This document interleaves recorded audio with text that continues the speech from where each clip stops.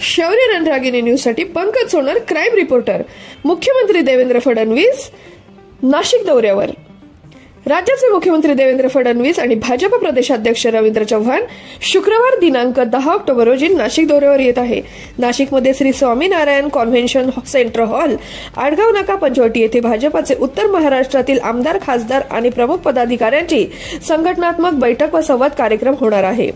आगामी स्थानिक स्वराज्य संस्थांच्या निवडणुकांच्या पार्श्वभूमीवर भारतीय जनता पक्षाने प्रचार यंत्रणा सज्ज केली आहे। याच अनुषंगाने मुख्यमंत्री देवेंद्र फडणवीस राज्यभर दौरा करत असून या अंतर्गत 10 ऑक्टोबर रोजी नाशिकला येत आहे। सकाळी 9 ते दुपारी 1 या वेळेत नाशिक येथे उत्तर महाराष्ट्र विभागाची बैठक होणार आहे। या बैठकीत आगामी निवडणुकांच्या विभागनिहाय राजनीती आखण्यासाठी प्रमुख पदाधिकाऱ्यांशी मुख्यमंत्री चर्चा करणार आहेत। यावेळी मुख्यमंत्री उत्तर महाराष्ट्रातील जिल्ह्यातील राजकीय समीकरणे, उमेदवारांची तयारी, स्थानिक पातळीवरील मुद्दे आणि प्रचार धोरण यावर सविस्तर चर्चा करणार असल्याचे समजते। शौर्य रणरागिणी न्यूजसाठी पंकज सोनर, क्राईम रिपोर्टर।